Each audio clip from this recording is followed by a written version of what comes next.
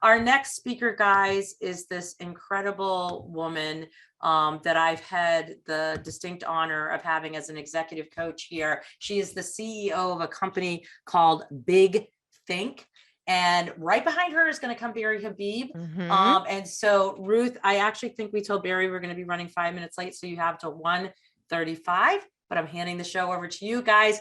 This is what I want to tell you. This woman is powerful. She runs an EQ high mindset masterclass and does executive level, high level consulting for us. She works with the best of the best of the best in the industry. And so you want to tune in right now to what she's about to say. She is powerful. And Ruth, take it away. Take it away. Thank you, Christine. And thank you, Laura. You always inspire me so much. And because we're talking about what's happening in 2022, thank you, December 31st. I'm going to be a little bit brief because we have a great speaker coming with Mr. Barry Habib. But I really want to talk right now about one of the biggest casualties of 2021.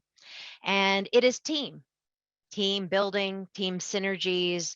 And, right now that landscape is being rebuilt as we speak. I think, we all have, become a little bit Zoom fatigued, and we are really struggling with how do we retain a team when we're in different places. We're finding that, we're having to rethink and recalibrate how we all do this crazy thing called mortgage. But I can definitely say, I was a loan officer. I owned a mortgage company. I owned a national fulfillment company. And the one thing that I learned is that in the mortgage business, there is no such thing as doing it on your own.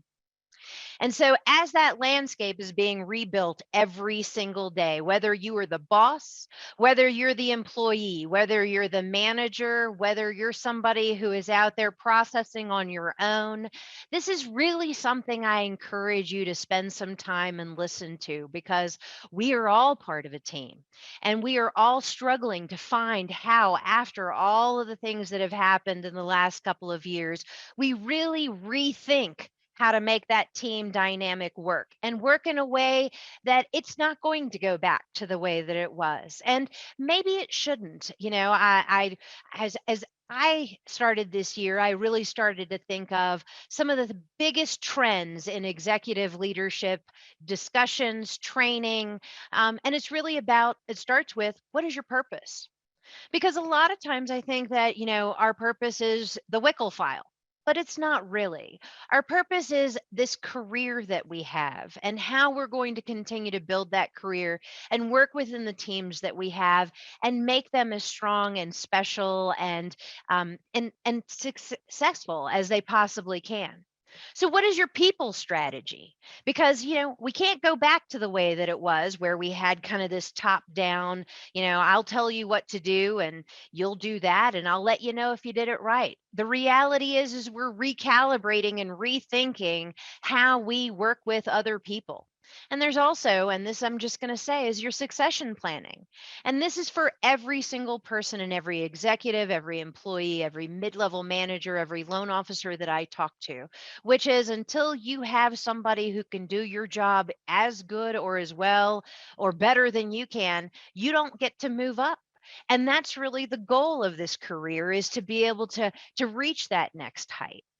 So I just want to talk about a few of the things, because I don't have tons of time.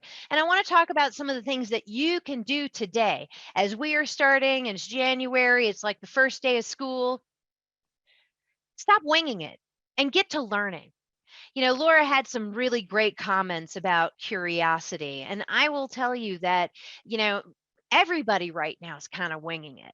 But there are some really great people who are spending time and listening and learning to what other people are doing that is successful. Because right now, I don't have 30 years of Zoom experience. I just don't.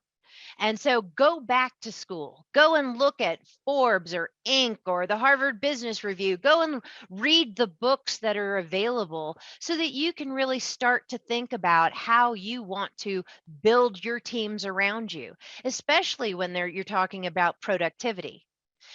That's one of the things that, reevaluate what you know about what is effective in your work environment. Throw away all of those old school, this is the way we've always done it, because the way we've always done it doesn't really work in this environment.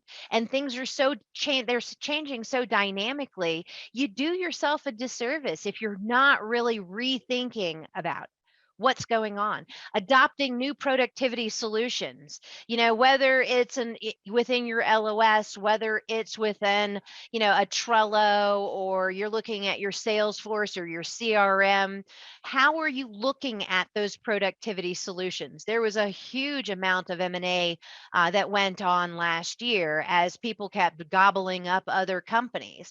And so some of the synergies and the things that you may have always relied on, those companies may have bought some other solutions, and you owe it to yourself to spend some time and really go and look, go and do a YouTube, talk with your coaches, spend some time and really learn about them, because the way that we did it before aren't really as effective today as they were 2 years ago. A really important one, and this is and I'm going to talk for a moment about scarcity and the great resignation. But, one of the things that you can do every day is be very clear about your purpose and your goals, because purpose is something that shifts as you become. My purpose when I was 25, totally different than the purpose that I have at 50. And it's really important every year at this time of year to really think about that purpose. I mean, because it's very easy and it's glib to be like, well, my purpose is to make as much money as I possibly can. That's a side effect. Your purpose is something that is very real and personal, and you should be thinking about it. But as much as you're thinking about your purpose, when I talk about people strategy, it's what are your team's purpose? Are you paying attention to what their purpose is? Because if you're not, I'm going to tell you, your team synergy is going to struggle and suffer. If people understand within your organization what you are trying to achieve, how they are accountable for it, they already know what to do in most situations, and they can affect the best in you, the best of your purpose, the best in customer service. And I can tell you, one of my biggest purposes was always to provide excellent customer service, because all of the rest of the things just automatically fell into line. The last thing I'm going to talk to you about is, and what you can do now is transform the problems you are having today into opportunities to collaborate with your team, to open your eyes to new solutions, to innovate, and have an environment of continuous improvement. Because the old way of doing it is harming you. Because what we see and what we're noticing is, and right now we're seeing a lot of scarcity. The great resignation is a wake up call for us all.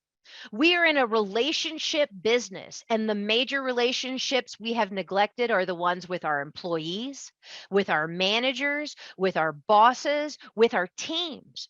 We've been grinding so hard for the last 2 years to get all these loans done that we have forgotten to really nurture those. We've nurtured customer service, we've nurtured borrowers, we've nurtured realtors, we've nurtured people who help and bring us success in business. But what we're watching is that those people who have the knowledge and the power to make us take that next level, we've forgotten a lot about those. 2022, they say, is going to be the year of the employee, and they know what they want. And the question is, have you thought about what they want? Have you thought about how to give it? Have you thought about what you want? One of the most important things that I can echo, which Laura just talked about, was focus on your learning and professional development, but not just for yourself, for everyone in your team.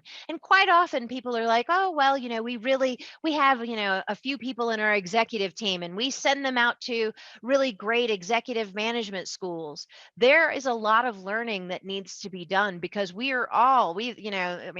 took the boggle board, they shook it up, and whatever we got is what we got after this whole Rona thing. And understanding, inclusion. And I'm going to tell you, this isn't a political statement. This is about broadening your talent pool and understanding and valuing different opinions. I was always one of those people that was like, prove it to me that you can do it better, and then I'll listen to you. Well, yeah, it's now 2022. And not 1985. And I got to tell you, what I am doing and what I have been finding is I'm unleashing a power of all, not just of me, not just of my opinion, but shifting from the me to the we. It's about understanding your environmental, social, and governance, or your ESG. And you're going to hear this one as another punchline trend, or whatever, punchline's the wrong word, but another word that we're going to hear a whole lot about. And it's important that candidates are shown that they'll accept substantially lower pay just based on if it offers them the opportunity to understand their company's brand and a focus on sustainability.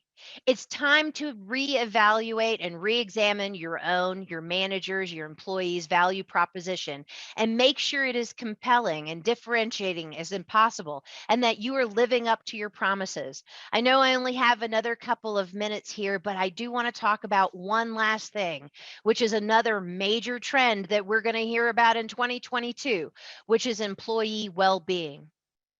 I used to brush this off as one of those things like, oh, they only do that in Silicon Valley and they have nap rooms and ping pong tables. And, we're about making money and making things happen.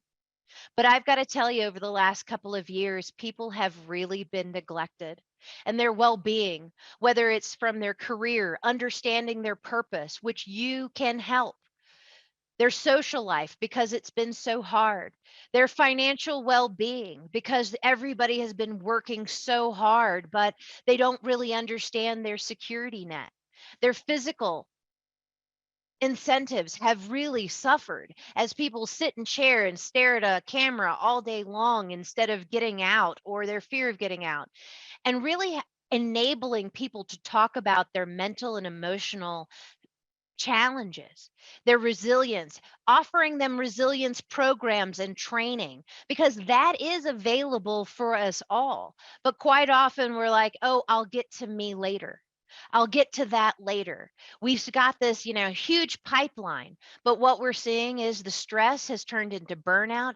Burnout turns into bad decisions. Bad decisions mean they start looking other places, and you start losing that team synergy and that resilience. So, what I'm definitely going to leave you with as a trend for 2022 is reinventing how you think about yourself, your team, your role within this crazy industry that we call mortgage, focusing on yourself and really having and expending that intellectual curiosity that Laura was talking about, relying on your team, leaning on them, collaborating and listening. And with that, I'm going to leave you in the hands of Mr. Barry Habib and Christine. Thank you so much for having me today. Always so wise. Yay. Thank you, Ruth. You're so amazing, so inspiring. I tune in whenever I can to all of your wisdom. We thank you so much from 2020's perspective for all Always. that you lend to our classrooms. So Always. yeah, thank you so much. And tune in to Ruth's events. I think tomorrow, if you're a member of our organization, you can check your calendar apps. Ruth is teaching a high EQ class. You want to get in there. It's wonderful. It's an opportunity to get into a room where she's going to spend an hour on education. We're going to keep moving.